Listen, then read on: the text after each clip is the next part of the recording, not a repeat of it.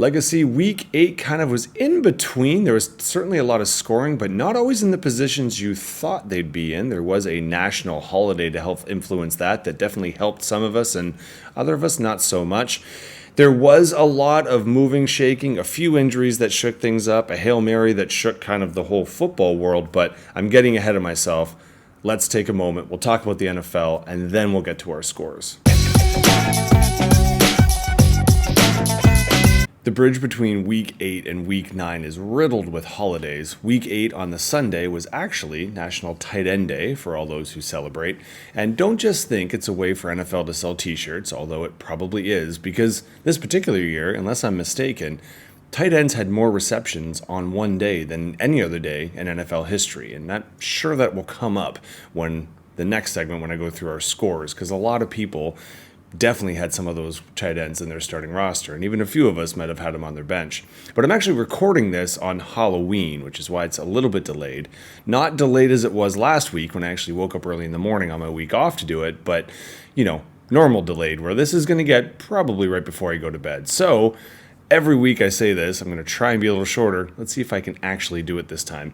I have an outside shot because there's only one real story or real thing I wanted to kind of talk about, partially due to our 1 versus 2 draft matchup with Caleb Williams and Jayden Daniels. And if you did watch the game was all right, kind of a dud at times, and definitely great if you had a field goal kicker in it. But obviously, if you watch the last minute or even the last 30 seconds, seeing 2 touchdowns back to back at that style, great because it showed the kind of different offenses, the different strengths of the quarterbacks, and then was just super cool when you see a Hail Mary flukily actually work out. But that is kind of the trend of this year, where Caleb Williams is doing all right given what he has, but he is still a pretty young quarterback. I mean, not just the first year part, but the actual age part. But then there's Jayden Daniels, who's getting way more hype, actually kind of being a little bit more successful in terms of a total complete quarterback package, but that's partially to do with his fantasy value.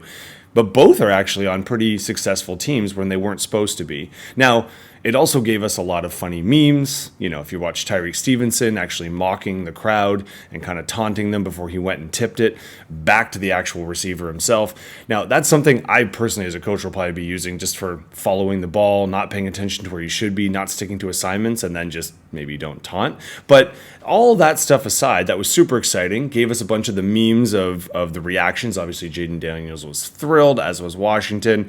Caleb Williams started screaming, apparently at himself, but also at others. So great stories all around. But digging back to a point I made a few weeks ago, it does also highlight just the different strategies teams have right now with their young quarterbacks. This is probably perfectly highlighted by the announcement that Anthony Richardson was going to get benched for Joe Flacco. Now, some people panicked and say now they're selling the farm so quick with this young rookie quarterback. And remember, he is not just young. He is the youngest starting quarterback as far as I know. But also, he's only played or started 13 collegiate games, and then this is his 10th NFL game. So they knew he was even young on that comparison. But they did blow a top 4, top 5 pick. It was top 4, I think, last year. So they are kind of invested, and that is something I talked about before. Do we have these older quarterbacks coming in that know more complex systems, but they're a bit older? Or do we get the young quarterbacks who need extremely simple systems, but maybe have that athleticism? Now, with Richardson, it's a bit weird because he got hurt so much. They're not really running him as much as they used to, which was kind of the point with him because he sure really can't throw right now. But we see this as compared to Jordan Love, who sat as a backup forever. But that's actually less kind of important to me. It is more the financial decision. And sometimes it's not really backwards. This year, if you had a first-year quarterback, it's probably working out pretty well for you. Even Bo Nix, technically, while I don't think anyone would argue he's lighting the league on fire, even in fantasy value, he was kind of a better pick so far than Mahomes. Now, he's not a better quarterback then, and it's very matchup based. Let's be honest, Denver's been very fortunate about who they've been playing, so that is destined to change. But a lot of these guys are stepping in and being successful right now with the base systems. Now we'll see with the more complicated defenses start hitting them, how they kind of fare. But I also think it matches when I say economic market. Obviously, anytime you have Dallas plays San Francisco, there's a reason San Francisco is pushing it so much to try and get people back and not really care and still push to move forward. A team with their kind of injuries you think might be on the selling end of things or starting to calm it down, but they kind of can't, right? The stat comes up every year that former Mr. Irrelevant Brock Purdy makes in an entire season what Dax Prescott makes in a quarter. It's not quite, but it's only under $100,000 off, which is pretty exceptional. So if you think about trying to sign one of these major guys, it actually has a massive shift on your whole organizational structure. So sure, you can spend all this money on your quarterback or a big running back, or you can go cheap, go young, go new on the guaranteed rookie contracts, and maybe actually build up your defense a little bit and actually be a competitive team. It's hard to say. And I mean, realistically, us on the fantasy end, not all of us in these pools are actual football fans. So we kind of just want high points and high value. But realistically, I don't think the NFL cares about actually making a great product. I mean, they mainly pitch to a lot of Americans who will still support something, even if it doesn't really represent them or they actually enjoy it anymore. Which I don't think on this particular week I have to elaborate too much more on. Anyway, we're going to jump to the scores. Let's see how I did in terms of timing, but more importantly, let's see how we all did in week 8. There's no way of saying this where I don't come across as sounding a bit like a tool, but that's never stopped me before. But sorry, Woody, this kind of sucks for you. You literally were the second highest scoring person. The only person you could not have beaten is the one you played, and you probably already knew that. Connor, you needed this win.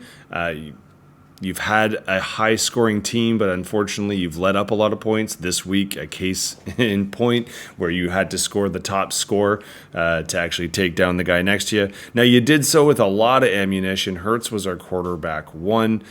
You did have our running back 5. You had our defense 3. You had our tight end 1, but he was on your bench, showing that you actually had some points to spare. Now, Woody, you kind of fought back yourself. I mean, you also had a tight end in the top 5 in McBride. You had our running back 1 in Cook. Gibbs was just outside of the top 5. And certainly you weren't anything to sneeze at. You can't really talk too much. Oh, you also had the defense 5 with Denver. Now, granted, you did have some people on your bench that did okay, but let's be honest, 170 plus, 175 plus should be getting you the wins. Fortunately for you, you've had some good runs here, so being 500 is enough to put you in the playoffs right now. Connor, like I said, you kind of needed this one, and if you keep scoring 190, I mean, what are the rest of us going to do? So kind of a good week for both of you, but just shitty luck, Matty. Well, it was bound to happen. Finally, someone took down Gene the Machine. Now, Gene, we're not celebrating this, but let's just say, I mean, this was double digits extending back to last year. And if you look at your team, you actually still would have beaten a lot of us. 149 is normally enough to do it. You didn't have a lot of like top-notch, top 5 performances, but everyone just kind of did what they should. Even your under-predicteds weren't really that bad. You did have our quarterback 2, surprisingly enough, in Cousins. Now, unfortunately for you, it wasn't really close enough that this would have made a difference, but Downs was actually the wide receiver 2, so that certainly would have helped you out. But if you take a look, it was Rennie who finally tackled the beast here, and he did so with actually some points on his bench. So you were also celebrating National Tight End Day. You had the tight end 4. But similarly, you just had a lot of points. Even Swift, who was looking not so good until he busted that huge run, and then obviously that was a big point getter. It was a touchdown. It was a 40-plus yard touchdown, and accounted for a huge chunk of his yards. But everyone else was doing kind of fine for you. But the reason I say you actually could have been even better, you did leave some points. Ladd McConkey was the wide receiver 2, and Herbert was our quarterback 5. So you did have some points still left to go, but who cares? You scored 170-plus. You only needed most of those. You won by 22 or so, or 21 and change. Or 22. I was right the first time. Congratulations, Rennie. You were in that 500 club, which puts you in the playoffs. Gene, you're still top of our hill, top of the mountain, but we've now smelled that you can in fact bleed. Blood is in the water. Now, how are you going to react next week? You going to come back and whoop us even more, Gene? Or is this a sign of vulnerability? Only time will tell. But Rennie, congratulations. Someone had to do it. I'm glad it was you. In a matchup where I would say most of you would have taken the under just based on who we had and what was going on, both Timmer and I actually did go over. Me just a little more so than him. I actually at one point was supposed to win by even more. You didn't have a quarterback in, but as soon as I saw it, I knew it. I should have just taken Winston and then even dropped him, so you couldn't have touched him. I knew the second he came in, he was going to smite me, and he certainly did for 300 plus and 3 touchdowns. Lucky for me, we stopped there, and actually you didn't have too many more people go off. Obviously, tight end day, you did have Kittle at tight end 2. On your bench, you are dealing, obviously, with a lot of issues and injuries. You did have Puka Nacua that might have been able to help you out a bit. Don't think he gets you all the way over the mountain, but certainly would have made me sweat a lot more. For me, I didn't have too many people in that top 5. I did have Achane in my running back. He was our running back 2, and I actually did bench our running back 4 in Tracy, so that's kind of interesting. I did have a quarterback go down in Love, so that would have been real nice if I would have put in Daniels. You would have bet that Daniels was the quarterback that would have gone down, but no, it was Love this time. And I did pick up our defense 1, which I actually really needed because those 10 points really did come in handy. Both Tim and I were in that spot where we needed wins. So Tim, you're not quite out of it yet, but you're going to want to go on that win streak anytime from now. For me, I definitely needed that one, and I can't stop there. I got to keep the party going if I want to try and crack the top 6. I feel like every time I talk about a game where someone gets kicked in the nards at some point in time, or it's a narrow loss, for whatever reason, Maxon's involved in some way, shape, or form. Now, for those who weren't paying attention, heading into the Monday Nighter, this was about as tight of a matchup as I think we had ever seen. It was legit a Yahoo 50-50 prediction. We had a 27.56 advantage for Maxon, with Jeff having Neighbors and Russell Wilson, 2 complete tangents. Would you have been shocked if they would have both gone over? No. Would you have been shocked if they just went off and doubled their predictions? Also no. So if you were watching that game, it was hella tight the whole time.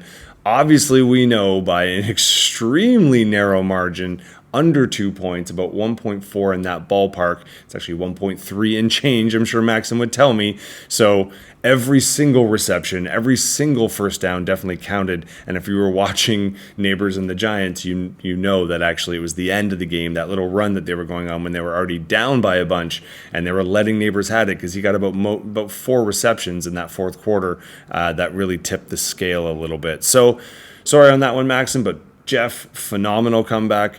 You did have Harrison, who was just outside of the top 5. I think he was our wide receiver 6, if I'm remembering correctly.